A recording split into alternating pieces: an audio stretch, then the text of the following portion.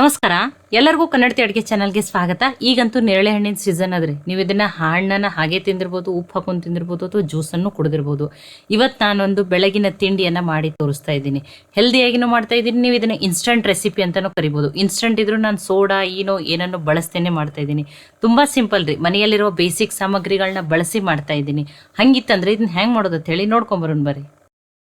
ಇವು ಅರ್ಧ ಕೆಜಿ ಆಗಷ್ಟು ನೇರಳೆ ಹಣ್ಣು ಅದಾವ್ರಿ. ಈಗಂತೂ ಇವನ್ ತೊಳೆದ್ ಬಿಟ್ಟನೆ ತೊಗೊಂಡಿದ್ದೀನಿ. ಈಗಂತೂ ಮಾರ್ಕೆಟ್ನಾಗ ತುಂಬಾನೇ ಚೆನ್ನಾಗಿರೋ ನೇರಳೆ ಹಣ್ಣು ಮತ್ತು ತುಂಬಾ ಸ್ವೀಟ್ ಇರೋಂಥವು ಬರತ್ತವ್ರಿ. ನೋಡಿ, ಈ ಬೌಲ್ಲೇ ಒಂದು ಬೌಲ್ ಆಗಷ್ಟ ಆ ನೇರಳೆ ಹಣ್ಣಿನ ಮೇಲ್ಭಾಗವನ್ನ ಕಟ್ ಮಾಡಿಬಿಟ್ಟು ತಗೋತೀನಿ.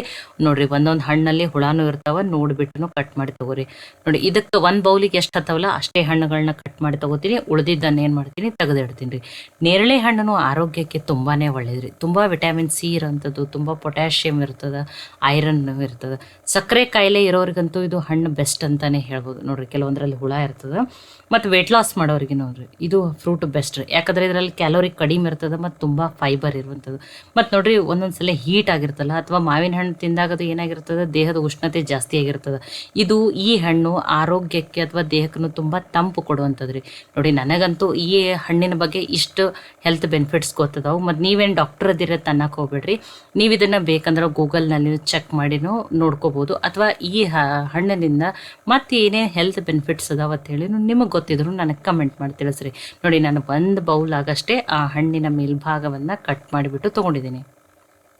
ನೋಡಿ, ತುಂಬ ಸ್ವೀಟ್ ಅದಾವ, ತುಂಬಾ ಚಲೋ ಅದಾವ್ರಿ ಇವು ಹಣ್ಣುಗಳು. ನೋಡಿ, ನೀವು ಏನು ಮಾಡಿದ್ದೀನಿ, ನಾನು ಮೆಜರ್ಮೆಂಟ್ಗೆ ಏನು ಮಾಡ್ಕೊಂಡಿದ್ದೀನಿ ಅದಕ್ಕೆ ಹೇಳಿನೇ ಒಂದು ಬೌಲ್ ಆಗಷ್ಟೇ ಇದನ್ನು ತೊಗೊಂಡಿದ್ದೀನಿ. ನೋಡಿ, ಈಗ ಇದನ್ನು ಮಿಕ್ಸಿ ಜಾರಿಗೆ ಹಾಕೋತೀನಿ ರೀ. ನೋಡಿ, ಇನ್ನು ಅರ್ಧ ಕೆಜಿ ಒಳಗೆ ಇಷ್ಟು ಹಣ್ಣುಗಳು ಉಳ್ದಾವ ನೋಡ್ರಿ.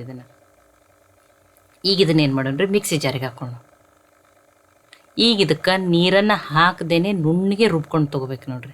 ಒಂಚೂರು ನೀರು ಹಾಕ್ಬೇಡ್ರಿ. ನೋಡಿ, ರುಬ್ಕೊಂಡು ತೊಗೊಂಡಿದ್ದೀನಿ. ಕಲರ್ನು ನೋಡ್ರಿ ತುಂಬಾ ಚೆನ್ನಾಗಿ ಬಂದದ್ದು. ಈಗ ನೋಡ್ರಿ, ಒಂದು ಬೌಲ್ ಇತ್ತಲ್ಲ ಅದು ಅರ್ಧ ಬೌಲ್ ಆಗೈತೆ ನೋಡ್ರಿ, ಅಷ್ಟೇ. ಈಗ ಇದನ್ನು ಅನ್ಕತಕ್ಕ ಸೈಡಿಗೆ ಇಡ್ತೀನಿ ರೀ. ನಾನು ಇದನ್ನು ಆಮೇಲೆ ಯೂಸ್ ಮಾಡ್ತೀನಿ. ನೋಡಿ, ಒಂದು ಬಟ್ಲ ತಗೊಂಡ್ರೆ ಅದು ಪಲ್ಪ್ ಹಣ್ಣಿಂದು ಅರ್ಧ ಬೌಲ್ ಆಗಷ್ಟೇ ಅದು ರಸ ಆಗಿರ್ತದೆ. ಅದಕ್ಕೆ ಅಷ್ಟು ತೊಗೊಂಡಿದ್ದೀನಿ. ಈಗ ಇನ್ನೊಂದು ಪಾತ್ರೆಗೆ ನಾನಿಲ್ಲಿ ಈ ಬಟ್ಲೆ 2 ಬಟ್ಲಾಗಷ್ಟ ಇಡ್ಲಿ ರವೆಯನ್ನು ತೊಗೊಂಡಿದ್ದೀನಿ. ನೀವು ಯಾವುದೇ ಬ್ರ್ಯಾಂಡದ ಇಡ್ಲಿ ರವೆ ಏನಾದರೂ ತೊಗೋಬೋದು, ಅಥವಾ ಮನೆಯಲ್ಲೇ ಕೆಲವೊಬ್ರು ಇಡ್ಲಿ ರವೆ ಏನು ಮಾಡ್ಕೋತಾರೆ ಅದನ್ನಾದರೂ ತೊಗೋಬೋದು. ಆದರೆ ಬಾಂಬೆ ರವೆ, ಉಪ್ಪಿಟ್ಟು ರವೆಯನ್ನು ತೊಗೋಬೇಡ್ರಿ. ನೀವು ಮೆಜರ್ಮೆಂಟಕ್ಕೂ ಏನು ಮಾಡಿರಿ, ಒಂದೇ ಥರದ ಕಪ್ಪ ಬಟ್ಲನ್ನು ಬಳಸ್ರಿ. ಈಗ ಈ ಇಡ್ಲಿ ರವೆನ ತೊಳೆದ್ಬಿಟ್ಟು ತೊಗೋತೀನಿ. ಇಲ್ಲಿ ಒಂದು ಬಾರಿ ನೀರನ್ನು ಹಾಕಿದ್ದೀನಿ. ಈ ನೀರನ್ನು ತೆಗೆದ್ಬಿಟ್ಟು ಇನ್ನೊಂದು ಬಾರಿ ನೀರನ್ನು ಹಾಕಿಬಿಟ್ಟು ತೊಳೆದ್ಬಿಟ್ಟು ಈ ನೀರನ್ನು ತೆಗೆದ್ಬಿಟ್ಟು ತೊಗೋತೀನಿ ನೋಡ್ರಿ. ಇದನ್ನು ನೋಡಿ, ನೀರನ್ನು ತೆಗೆದಿದ್ದೀನಿ. ಈಗ ಇದಕ್ಕೆ ನೀರನ್ನು ಹಾಕಿಬಿಟ್ಟು ನೋಡಿ, ನಿಮ್ಮ ಕಡೆ ಟೈಮ್ ಐತಿ ಅಂದ್ರೆ ನೀವು ಒಂದು ಅರ್ಧ ಗಂಟೆ ನೆನೆಸ್ರಿ. ಇಲ್ಲ ನಮ್ಗೆ ಟೈಮ್ ಇಲ್ಲ ಅನ್ನೋರು 15 ನಿಮಿಷ ನೆನೆಸ್ಬಿಟ್ಟು ತೊಗೋಬೇಕು. ಈಗ ಇದು ರವೆ 15 ನಿಮಿಷ ನೆನೆಲಿರಿ. ಇದನ್ನು ಮುಚ್ಚಿ ಏನು ಮಾಡ್ತೀನಿ, ಅನ್ಕತಕ್ಕ 15 ನಿಮಿಷ ಇದನ್ನು ಸೈಡಿಗೆ ಇಡ್ತೀನಿ. ಈಗ ಯಾವ ಬಟ್ಲೆ ಇಡ್ಲಿ ರವೆ ತೊಗೊಂಡು ಅದರಲ್ಲೇ ಒಂದು ಬಟ್ಲಾಗಷ್ಟೇ ಅವಲಕ್ಕಿಯನ್ನು ತೊಗೊಂಡಿನಿ. ಕೆಲವರು ಮೀಡಿಯಮ್ ಅವಲಕ್ಕಿ ಅಂತ ಕರಿತಾರೆ, ಏನು ಸುಸ್ಲಾ ಮಾಡ್ಕೋತೀವಲ್ಲ ಅದೇ ಅವಲಕ್ಕಿ. ಅವಲಕ್ಕಿ ನೋಡಿರಿ, ಸ್ವಚ್ಛ ಮಾಡಿಬಿಟ್ಟು ತೊಗೊಂಡ್ರು ಅವಲಕ್ಕಿ ಎಲ್ಲಿ ದೂಸಿರ್ತದೆ. ಈಗ ಈ ಅವಲಕ್ಕಿ ಒಳಗಿನ ನೀರನ್ನು ನೋಡ್ರಿ ತೆಗೆದ್ಬಿಟ್ಟು ಇನ್ನೊಂದು ಬಾರಿನೂ ಈ ಅವಲಕ್ಕಿಯನ್ನು ತೊಳೆದ್ಬಿಟ್ಟು ನೀರನ್ನು ಕಂಪ್ಲೀಟಾಗಿ ತೆಗೆದುಬಿಟ್ಟೆ ತೊಗೋತೀನಿ ನೋಡ್ರಿ. ಅವಲಕ್ಕಿಯಲ್ಲಿ ಒಂದು ಚೂರು ನೀರು ಉಳಿಸ್ಬೇಡ್ರಿ. ಎಲ್ಲ ನೀರನ್ನು ಏನು ಮಾಡೀನಿ, ನಾನು ಬಸದ್ಬಿಟ್ಟನೆ ತೊಗೊಂಡಿದ್ದೀನಿ ರೀ. ಇದನ್ನು 15 ನಿಮಿಷ ರವೆ ಜೊತೆ ಮುಚ್ಚಿ ನೆನೆಯಾಕೆ ಸೈಡಿಗೆ ಇಡ್ತೀನಿ ನೋಡ್ರಿ. 15 ನಿಮಿಷ ಆಗಿದ್ರಿ. ಟೈಮ್ ಇತ್ತಂದ್ರೆ ಅರ್ಧ ಗಂಟೆ ಇಟ್ಕೋರಿ. ಈಗ ಇದ್ರೊಳಗಿನ ನೀರನ್ನು ಕಂಪ್ಲೀಟಾಗಿ ತೆಗೆದುಬಿಟ್ಟು ತೊಗೋತೀನಿ ರೀ. ನೀರನ್ನು ತೆಗೆದು ನೋಡಿ, ಒಂದು ಚೂರು ನೀರು ಉಳಿಲಾರ್ದಂಗೆ ಆ ರವೆಯನ್ನು ಏನು ಮಾಡ್ಬೇಕ್ರಿ, ಹಿಂಡಿ ಬಿಟ್ಟು ತೊಗೋಬೇಕು ನೋಡ್ರಿ. ನೋಡಿ, ತುಂಬ ನೀರು ಉಳಿಸ್ಬೇಡ್ರಿ. ಈ ರೀತಿ ಈಗ 15 ನಿಮಿಷ ಇಟ್ಟೀನಿ ನಾನು. ರವೆ ನೆಂದದ ನೋಡ್ರಿ. ಇದನ್ನೇನು ಮಾಡಿರಿ, ರವೆಯನ್ನು ಚೆಂದಂಗೆ ಎಲ್ಲ ನೀರಿನ ಅಂಶ ಹೋಗಂಗೆ ಹಿಂಡಿ ಬಿಟ್ಟು ತೊಗೊರಿ. ನೋಡಿ, ಇವತ್ತು ನಾನು ನೇರಳೆ ಹಣ್ಣನ್ನು ಬಳಸಿ ಇನ್ಸ್ಟಂಟಾಗಿ ದಿಢೀರಾಗಿ ಸೋಡಾ ಏನನ್ನು ಬಳಸ್ತೇನೆ ಇಡ್ಲಿಯನ್ನು ಮಾಡಿ ತೋರಿಸ್ತಾ ಇದ್ದೀನಿ ನೋಡ್ರಿ. ತುಂಬಾ ಟೇಸ್ಟಿಯಾಗಿರ್ತಾವೆ ನೋಡ್ರಿ. ಈ ಸೀಸನ್, ನೇರಳೆ ಹಣ್ಣಿನ ಸೀಸನ್ದಲ್ಲಿ ಒಂದ್ಸಲ ಖಂಡಿತ ಟ್ರೈ ಮಾಡಿ ನೋಡ್ರಿ. ನೋಡಿ, ಎಲ್ಲ ರವೆಯಲ್ಲಿರುವ ನೀರನ್ನು ಏನು ಮಾಡಿದ್ದೀನಿ, ಹಿಂಡಿ ಬಿಟ್ಟು ತೊಗೊಂಡಿದ್ದೀನಿ. ಈಗ ಇದನ್ನು ಅನ್ಕತಕ್ಕ ಸೈಡಿಗೆ ಇಡ್ತೀನಿ ರೀ. ನಾನು ಇದನ್ನು ಆಮೇಲೆ ಯೂಸ್ ಮಾಡ್ತೀನಿ. ಈಗ ಮಿಕ್ಸಿ ಜಾರಿಗೆ ಅವಲಕ್ಕಿ ಏನು ತೆಗೆದಿಟ್ಟಿದ್ದಿಲ್ಲ ನೀರನ್ನು ತೆಗೆದುಬಿಟ್ಟು ಅದನ್ನು ಹಾಕ್ತಾಯಿದ್ದೀನಿ. ನೋಡಿ, ಅವಲಕ್ಕಿನೂ ನೆನೆದ. ಆದರೆ ಜಾಸ್ತಿ ಅದರಲ್ಲಿ ನೀರು ಇಡಬೇಡ್ರಿ. ಆಮೇಲೆ ನೋಡಿ ನೀರನ್ನು ಹಾಕ್ಬಿಡು. ಅದೇ ಬಟ್ಲೆ ಒಂದು ಬಟ್ಲಾಗಷ್ಟ ಫ್ರೆಶ್ ಆಗಿರುವಂಥ ಕೊಬ್ಬರಿ ತುರಿಯನ್ನು ಹಾಕ್ತಾಯಿದ್ದೀನಿ. ನಾನು ಸಿಪ್ಪೆಯನ್ನು ತೆಗೆದುಬಿಟ್ಟು ಹಾಕಿದ್ದೀನಿ ನೋಡಿರಿ. ನೋಡಿ, ಕೊಬ್ಬರಿ ತುರಿಯನ್ನು ಹಾಕಲೇಬೇಕು. ಟೇಸ್ಟು ಚೆನ್ನಾಗಿ ಬರ್ತಾವೆ ಮತ್ತು ಇಡ್ಲಿನೂ ಸಾಫ್ಟಾಗಿ ಬರ್ತಾವೆ. ಅದರಲ್ಲೇ ಒಂದು ಬಟ್ಲಾಗಷ್ಟೇ ಸಪ್ಪಗಿರೋ ಮೊಸರನ್ನು ಹಾಕ್ತಾಯಿದ್ದೀನಿ. ಈಗ ಫಸ್ಟ್ ಇದನ್ನು ಹಾಗೇ ಗ್ರೈಂಡ್ ಮಾಡ್ಕೊತೀನಿ ರೀ. ನೋಡಿ, ಇದನ್ನು ಹಾಗೇ ಗ್ರೈಂಡ್ ಮಾಡಿ ಒಮ್ಮೆಲೆ ಜಾಸ್ತಿ ನೀರು ಹಾಕ್ಕೊಂಡು ಇದನ್ನು ತೆಳು ಮಾಡ್ಕೊಳಕ್ಕೆ ಹೋಗ್ಬಿಡ್ರಿ. ಈಗ ನೇರಳೆ ಹಣ್ಣನ್ನು ಏನು ರುಬ್ಬಿಟ್ಟುಕೊಂಡಿದ್ದಲ್ಲ ಅದನ್ನು ಇದಕ್ಕೆ ಮಿಕ್ಸ್ ಮಾಡ್ಕೊತಾ ಇದ್ದೀನಿ. ಈಗ ಇದಕ್ಕೆ ಸ್ವಲ್ಪ ನೀರನ್ನು ಫಸ್ಟ್ ಹಾಗೆ ಗ್ರೈಂಡ್ ಮಾಡಿ ಸ್ವಲ್ಪ ನೀರು ಹಾಕ್ಕೊಂಡ್ಬಿಟ್ಟು ನುಣ್ಣಗೆ ರುಬ್ಕೊಂಬರ್ತೀನಿ ರೀ. ಈಗ ಇದನ್ನು ರುಬ್ಕೊಂಬಂದಿದ್ದಿಲ್ಲ ಆ ರವೆಯನ್ನು ಏನು ಹಿಂಡಿಟ್ಟಿದ್ವಲ್ಲ ರೀ ಅದಕ್ಕೆ ಸೇರಿಸೋಣ್ರಿ. ನೋಡಿ ಒಂದು 15 ನಿಮಿಷ ರವೆ ನೆನೆಯೋಕೆ ಟೈಮ್ ಬೇಕು. ಒಂದು ಅರ್ಧ ಗಂಟೆಯಲ್ಲೇ ನೀವು ಇಡ್ಲಿ ಚಟ್ನಿ ಎಲ್ಲನೂ ರೆಡಿ ಮಾಡ್ಕೊಬೋದು.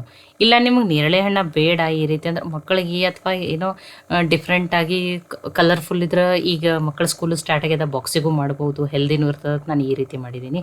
ಇಲ್ಲ ಅಂದ್ರೆ ನೀವು ನೇರಳೆ ಹಣ್ಣನ್ನು ಸ್ಕಿಪ್ ಮಾಡಿ ಬರೀ ಈ ರೀತಿ ವೈಟ್ ಇಡ್ಲಿ ಏನಾದ್ರೂ ಮಾಡ್ಕೊಬೋದು ನೋಡಿರಿ. ಈಗ ನೀಟಾಗಿ ಏನು ಮಾಡ್ಕೊಂಡಿದ್ದೀನಿ, ಮಿಕ್ಸ್ ಮಾಡ್ಕೊಂಡು ಇನ್ನು ಬೇಕಂದ್ರೆ ಸ್ವಲ್ಪ ಇಡ್ಲಿ ಬ್ಯಾಟ್ರ್ ಯಾವ ರೀತಿ ಇರ್ತದಲ್ಲ ಅಷ್ಟೇ ನೀರನ್ನು ಹಾಕ್ಕೊಂಡು ಮಿಕ್ಸ್ ಮಾಡ್ಕೋಬೇಕು ನೋಡಿರಿ. ಆ ಮಿಕ್ಸಿ ಜಾರಿಗೆ ನಾನು ಇನ್ನೊಂದು 5-6 ಸ್ಪೂನ್ ಆಗಷ್ಟೇ ನೀರನ್ನು ಹಾಕಿಬಿಟ್ಟು ಹಾಕ್ತಾಯಿದ್ದೀನಿ ನೋಡಿರಿ. ಇನ್ನೂವರೆಗೆ ಇಲ್ಲಿ ಉಪ್ಪನ್ನು ಹಾಕಿಲ್ಲ. ಮತ್ತು ಇದನ್ನು ಮಿಕ್ಸ್ ಹೆಂಗೆ ಅಂದ್ರೆ ಒಂದೇ ಡೈರೆಕ್ಷನ್ದಲ್ಲಿ ಒಂದು 3-4 ನಿಮಿಷ ತಿರುಗಿಸ್ಬಿಟ್ಟು ತೊಗೋಬೇಕು ನೋಡಿರಿ. ಅವಾಗ ಹಿಟ್ಟು ಏನಾಗ್ತದೆ ಅಂದ್ರೆ ಆಗ್ತದೆ, ಏನು ಫ್ಲಫಿ ಆಗ್ತದಲ್ಲ ಅದರಲ್ಲಿ ಗಾಳಿ ತುಂಬ್ಕೊಂಡಂಗೆ. ಯಾಕಂದ್ರೆ ನಾನಿಲ್ಲಿ ಸೋಡಾ ಏನನ್ನು ಬಳಸ್ತೀನಿ ಮಾಡ್ತಾಯಿದ್ದೀನಿ. ಒಂದು 3-4 ನಿಮಿಷ ಈ ರೀತಿ ಕಂಟಿನ್ಯೂ ಆಗಿ ತಿರುಗಿಸ್ಬಿಟ್ಟು ತೊಗೋರಿ. ಅವಾಗ ಏನಾಗ್ತದೆ ಹಿಟ್ಟು ಫಳ್ಳಾಗಿ ಇಡ್ಲಿ ಸಾಫ್ಟಾಗಿ ಚೆನ್ನಾಗಿ ಬರ್ತಾವೆ. ಈಗ ಇದಕ್ಕೆ ರುಚಿಗೆ ತಕ್ಕಷ್ಟು ಉಪ್ಪನ್ನು ಹಾಕಿಬಿಟ್ಟು ಮಿಕ್ಸ್ ಮಾಡ್ಕೊಂಡಿದ್ದೀನಿ ನೋಡಿ. ಎಲ್ಲನೂ ನೀಟಾಗಿ ಏನಾಗೈತಿ ಮಿಕ್ಸ್ ಆಗೈತಿ ನೋಡಿರಿ. ಹಿಟ್ಟನ್ನು ನೋಡಿರಿ ಆ ಗಾಳಿ ತುಂಬ್ಕೋತದಲ್ಲ ಫ್ಲಫಿ ಆಗ್ತದೆ. ಈ ರೀತಿ ಒಂದೇ ಡೈರೆಕ್ಷನಲ್ಲಿ ತಿರುಗಿಸ್ಬಿಟ್ಟು ತೊಗೋರಿ ನೀವು ನೋಡಿ. ನಿಮಗೆ ಸಮೀಪದಿಂದನೂ ತೋರಿಸ್ತೀನಿ ಎಷ್ಟು ಚೆನ್ನಾಗಿ ಈ ರೀತಿ ಮಾಡೋದ್ರಿಂದ ಹಿಟ್ಟು ಎಷ್ಟು ಆಗ್ತದೆ ನೋಡಿರಿ. ನೋಡಿ ಈಗ ಹಿಟ್ಟು ರೆಡಿ ಆಗಿದ್ರಿ. ಆಲ್ರೆಡಿ ಇಡ್ಲಿ ಪಾತ್ರೆಯಲ್ಲಿ ಹಾಕಿ ನೀರನ್ನು ಕೈಲಿಕ್ಕೆ ಇಟ್ಟೀನಿ. ಈ ಇಡ್ಲಿ ಪ್ಲೇಟಿಗೆ ಎಣ್ಣೆಯನ್ನು ಹಚ್ಕೊಂಡಿನಿ ರೀ. ಈಗ ಇದನ್ನು ಏನು ಮಾಡ್ಕೊಂಡ್ರಿ, ಹಿಟ್ಟನ್ನು ಹಾಕೊಂಡ್ರಿ ನೋಡಿ. ಟೇಸ್ಟ್ ಏನೋದ ಹೆಲ್ತ್ ಏನೋದ ಇನ್ಸ್ಟಂಟಾಗಿ ಮಾಡಿ ತೋರಿಸ್ತಾ ಇದ್ದೀನಿ. ನಾನು ನೇರಳೆ ಹಣ್ಣನ್ನು ಬಳಸಿಬಿಟ್ಟು ದೋಸೆಯನ್ನು ಮಾಡಿಬಿಟ್ಟು ವಿಡಿಯೋನ ಅಪ್ಲೋಡ್ ಮಾಡಿದ್ದೀನಿ. ಅದ್ರ ಲಿಂಕ್ ಬೇಕಂದ್ರೂ ನಾನು ಡಿಸ್ಕ್ರಿಪ್ಷನ್ ಬಾಕ್ಸಲ್ಲಿ ಹಾಕಿರ್ತೀನಿ ನೋಡಿರಿ. ಈಗ ಇಡ್ಲಿ ಪಾತ್ರೆಯಲ್ಲಿ ನೀರನ್ನು ಕೈಲಕ್ಕೆ ಇಟ್ಟಿದ್ದೆ. ಈಗ ಇಡ್ಲಿಯನ್ನು ಏನು ಮಾಡೋಣ್ರಿ, ಸ್ಟೀಮ್ ಮಾಡಿಬಿಟ್ಟು ತೊಗೊಳೋಣ ನೋಡಿರಿ. ಇನ್ನೂ ಜಾಸ್ತಿ ಕಲರ್ ನಿಮಗೆ ಪರ್ಪಲ್ ಕಲರ್ ಇಷ್ಟ ಅಂದ್ರೆ, ನಿಮ್ಮ ಮಕ್ಕಳಿಗೆ ಇಷ್ಟ ಅಂದ್ರೆ ನೀವು ಇನ್ನೊಂದು ಸ್ವಲ್ಪ ಜಾಸ್ತಿ ಹಣ್ಣನ್ನು ರುಬ್ಬಿಬಿಟ್ಟು ಹಾಕೋಬೋದು ನೋಡಿರಿ, ನಡೀತದೆ. ಈ ಇಡ್ಲಿ ಸ್ಟೀಮ್ ಆಗೋದ್ರಾಗ ಚಟ್ನಿ ಮಾಡ್ಕೊಂಡ್ರಿ. ಒಂದು ಅರ್ಧ ಬಟ್ಲಾಗಷ್ಟು ಫ್ರೆಶ್ ಆಗಿರೋ ಕೊಬ್ಬರಿಯನ್ನು ಸಣ್ಣದಾಗಿ ಕಟ್ ಮಾಡಿ ಹಾಕ್ತಾಯಿದ್ದೀನಿ. 2 ಮೆಣಸಿನ್ಕಾಯಿನ ಹಾಕ್ತಾಯಿದ್ದೀನಿ. ಖಾರ ನೀವು ನೋಡಿಬಿಟ್ಟು ಹಾಕೋರಿ. ನೀವು ಇದೇ ಚಟ್ನಿ ಹತ್ತೇನಿಲ್ಲ, ಸ್ವಲ್ಪ ಫ್ರೆಶ್ ಆಗಿರೋ ಕರಿಬೇವು ಸೊಪ್ಪನ್ನು ಹಾಕಿದ್ದೀನಿ. ಸ್ವಲ್ಪ ಹಸಿ ಶುಂಠಿ, ಒಂದು 3 ಬೆಳ್ಳುಳ್ಳಿ ಹೆಸರನ್ನು ಹಾಕ್ತಿದ್ದೀನಿ. ಬೆಳ್ಳುಳ್ಳಿ ತಿನ್ನಲ್ಲ ಅನ್ನೋರು ಬೆಳ್ಳುಳ್ಳಿ ಸ್ಕಿಪ್ ಮಾಡ್ಬೋದು. 1 ಸ್ಪೂನ್ ಆಗಷ್ಟೇ ಹುರಿದಿರುವ ಶೇಂಗಾ, 1 ಸ್ಪೂನ್ ಆಗಷ್ಟೇ ಪುಟಾಣಿಯನ್ನು ಹಾಕ್ಕೊಂಡಿದ್ದೀನಿ. ಕೆಲವರು ಹುಣಸೆ ಹಣ್ಣನ್ನು ಹಾಕ್ತಾರೆ, ನಾವು ಹುಣಸೆ ಹಣ್ಣನ್ನು ಹಾಕೋದಿಲ್ಲ. ರುಚಿಗೆ ತಕ್ಕಷ್ಟು ಉಪ್ಪನ್ನು ಹಾಕಿಬಿಟ್ಟು ಫಸ್ಟ್ ಇದನ್ನು ಹಾಗೇ ಗ್ರೈಂಡ್ ಮಾಡಿ ಆಮೇಲೆ ಸ್ವಲ್ಪ ನೀರನ್ನು ಹಾಕಿಬಿಟ್ಟು ಇದನ್ನು ರುಬ್ಬಿ ತೊಗೋತೀನಿ ನೋಡಿ. ರುಬ್ಬಿ ತೊಗೊಂಡು ಇದಕ್ಕೊಂದು ಸ್ವಲ್ಪ ಕೊತ್ತಂಬರಿ ಸೊಪ್ಪನ್ನು ಹಾಕಿಬಿಟ್ಟು ಇನ್ನೊಂದು ಸ್ವಲ್ಪ ಗ್ರೈಂಡ್ ಮಾಡಿ. ನಾನು ಚಟ್ನಿ ತುಂಬ ತೆಳುವೂ ಮಾಡಲ್ಲ, ತುಂಬ ಗಟ್ಟಿನೂ ಮಾಡಲ್ಲ. ನಿಮಗೆ ಯಾವ ರೀತಿ ಬೇಕೋ ಆ ರೀತಿ ಮಾಡಿಕೊಂಡು ನೀರು ಉಪ್ಪನ್ನು ಹಾಕ್ಕೊಂಡ್ಬಿಟ್ಟು ಅಡ್ಜಸ್ಟ್ ಮಾಡ್ಕೊರಿ ನೋಡಿ. ಈಗಂತೂ ಚಟ್ನಿ ರೆಡಿ ಆಗಿದ್ರೆ ಈಗ ಇದನ್ನು ಬೇರೆ ಪಾತ್ರೆಗೆ ಕೂದುತ್ತೀನಿ. ಇದನ್ನು ಏನು ಮಾಡೋಣ್ರಿ, ಇದನ್ನು ಹಾಗೇನೂ ಸರ್ವ್ ಮಾಡ್ಬೋದು. ಅದ್ರಾಗ ಎಣ್ಣೆ, ಸಾಸಿವೆ, ಜೀರಿಗೆ, ಕರಿಬೇವು ಸೊಪ್ಪಿನ ಒಗ್ಗರಣೆ ಹಾಕಿದ್ರೆ ಟೇಸ್ಟಿಗೆ ಇನ್ನೂ ಚೆನ್ನಾಗಿರ್ತದೆ. ಇದಕ್ಕೊಂದು ಸ್ವಲ್ಪ ಒಗ್ಗರಣೆಯನ್ನು ಹಾಕ್ತೀನಿ. ಇದೇ ಚಟ್ನಿ ಹತ್ತೇನಿಲ್ಲ, ನೀವು ಬರೀ ಶೇಂಗಾ ಚಟ್ನಿ ಅಥವಾ ಕಡಲೆ ಬೀಜ ಚಟ್ನಿನೂ ಮಾಡ್ಕೊಬೋದು, ಈರುಳ್ಳಿ ಟೊಮೆಟೊ ಚಟ್ನಿನೂ ಮಾಡ್ಕೊಬೋದು, ನಡೀತದೆ ನೋಡಿರಿ. ಈಗ ಚಟ್ನಿ ರೆಡಿ ಆಗಿದ್ರಿ, ಇಡ್ಲಿ ಸ್ಟೀಮ್ ಆಗಿರ್ತಾವೆ. ಈಗ ಅದನ್ನು ನೋಡಿ ನಾನು ಗ್ಯಾಸನ್ನು ಆಫ್ ಮಾಡಿದ್ದೀನಿ. ನೋಡಿ ಎಷ್ಟು ಕಲರ್ಫುಲ್ಲಾಗಿ ಎಷ್ಟು ಚೆನ್ನಾಗಿ ಇಡ್ಲಿ ಸ್ಟೀಮ್ ಆಗಿದ್ರಿ. ಒಂದು ಸ್ವಲ್ಪ ಆರ್ಲಿರಿ, ನಾನು ನಿಮಗೆ ತೆಗೆದುಬಿಟ್ಟು ತೋರಿಸ್ತೀನಿ ನೋಡಿ. ತುಂಬ ಬಿಸಿ ಅದಾವೆ. ಈಗ ನಾನು ಇಡ್ಲಿ ಅಂತ ತೆಗೆದು ತೋರಿಸ್ತೀನಿ ನೋಡಿ. ನೋಡಿರಿ ಆ ಮೇಲಿನ ಸಿಪ್ಪೆ ಭಾಗ ಸ್ವಲ್ಪ ಉಳಿದಿತ್ತಂದ್ರೆ ಆ ರೀತಿ ಆಗ್ಯದ ನೋಡಿರಿ. ಅದ್ರ ಇಡ್ಲಿ ಒಳಗೆ ಚೆಂದಂಗೆ ನುಣ್ಣಗೆ ರುಬ್ಕೊಂಡು ತೊಗೊರಿ. ಎಷ್ಟು ಕಲರ್ಫುಲ್ಲಾಗಿ ಎಷ್ಟು ಸಾಫ್ಟಾಗಿ ಇಡ್ಲಿ ಬಂದ ನೋಡಿರಿ. ನಾನು ನಿಮಗೆ ಕಟ್ ಮಾಡಿಬಿಟ್ಟು ತೋರಿಸ್ತೀನಿ ನೋಡಿ. ಇಲ್ಲ ನಿಮಗೆ ಸೋಡಾ ನಡೀತದ, ಏನೋ ನಡೀತದ ಅಂದ್ರೆ ನೀವು ಅದನ್ನು ಹಾಕ್ಬೋದು. ಇದಕ್ಕಿಂತನೂ ಸಾಫ್ಟಾಗಿ ಬರ್ತಿರ್ಬೋದು ರೀ. ಆದರೆ ನಾನು ಯಾವುದೂ ಬೇಡ, ಹೆಲ್ದಿ ಆಗಿರಲಿ ಅಂತ ಹೇಳಿ ಈ ರೀತಿ ಮಾಡಿಬಿಟ್ಟು ತೋರಿಸಿದ್ದೀನಿ. ಆ ನೇರಳೆ ಹಣ್ಣಿನ ಫ್ಲೇವರ್ ಇಡ್ಲಿಯಲ್ಲಿ ತುಂಬಾ ಚೆನ್ನಾಗಿ ಬರುತ್ತೆ. ಅತಿ ಚಿಕ್ಕ ಮಕ್ಕಳು ಇರ್ತಾರೆ ನೋಡಿರಿ, ಒಂದು 3-4 ವರ್ಷದ ಮಕ್ಕಳಿಗೆ ಇದನ್ನು ಹಾಕೇ ಕೊಟ್ರೆ ಒಣಾದೇ ಕಟ್ಕೊಂಡು ತಿಂತಾರೆ. ಅಷ್ಟು ಚೆನ್ನಾಗಿರ್ತದೆ ರೀ ಈ ನೇರಳೆ ಹಣ್ಣಿನ ಇಡ್ಲಿ ನೋಡಿ. ಆ ಫ್ಲೇವರ್ ತುಂಬಾ ಚೆನ್ನಾಗಿ ಬಿಟ್ಟಿರ್ತದೆ ರೀ ನೋಡಿ. ಈಗ ಇಡ್ಲಿ ಮತ್ತು ಚಟ್ನಿಯನ್ನು ಸರ್ವ್ ಮಾಡೋಣ ರೀ ನೋಡಿ. ಬಿಸಿ ಇಡ್ಲಿ, ನೇರಳೆ ಹಣ್ಣು ಬಳಸಿ ಮಾಡಿರುವಂಥ ಚಟ್ನಿ ರೆಡಿ ಆಗಿದ್ರೆ ನಾನು ನಿಮ್ಗೆ ಕಟ್ ಮಾಡಿಬಿಟ್ಟು ತೋರಿಸ್ತೀನಿ ನೋಡಿ. ನಿಮಗೆ ನೋಡ್ರೇ ಗೊತ್ತಾಗೋದೈತಲ್ಲ ಎಷ್ಟು ಸಾಫ್ಟಾಗಿ ಎಷ್ಟು ಚೆನ್ನಾಗಿ ಬಂದಾವೆ ನೋಡಿರಿ ಇಡ್ಲಿ. ಆದ್ರೆ ಇಡ್ಲಿ ರವೆಯನ್ನೇ ಹಾಕ್ರಿ, ಉಪ್ಪಿಟ್ಟು ರವೆ ಅನ್ನ ಹಾಕಕ್ಕೆ ಹೋಗಬೇಡ್ರಿ. ಉಪ್ಪಿಟ್ಟು ರವೆ ಅಥವಾ ಬಾಂಬೆ ರವೆಯನ್ನೇ ಬಳಸಬೇಡ್ರಿ, ಅವಾಗ ಇಡ್ಲಿ ಜಿಗಟ್ಟಾಗ್ತಾವೆ. ಇಡ್ಲಿ ರವೆ ಹಾಕಿದ್ರೆ ಮೆತ್ತಗಾಗಿ ಚೆನ್ನಾಗಿ ಬರ್ತಾವೆ ನೋಡಿರಿ ಇಡ್ಲಿ. ಈ ಇಡ್ಲಿ ರೆಸಿಪಿ ನಿಮ್ಗೆ ಇಷ್ಟ ಆಗಿತ್ತಂದ್ರೆ ಲೈಕ್ ಮಾಡಿ, ಶೇರ್ ಮಾಡಿ, ಕಮೆಂಟ್ ಮಾಡಿರಿ. ಖಂಡಿತ ಟ್ರೈ ಮಾಡಿ ನೋಡಿರಿ. ಮತ್ತೆ ಒಳ್ಳೆ ಹೊಸ ರೆಸಿಪಿಗಳಿಗಾಗಿ ಕನ್ನಡತಿ ಅಡುಗೆ ಚಾನಲನ್ನು ಸಬ್ಸ್ಕ್ರೈಬ್ ಮಾಡಿ, ಬೆಲ್ ಐಕಾನ್ ಪ್ರೆಸ್ ಮಾಡಿ.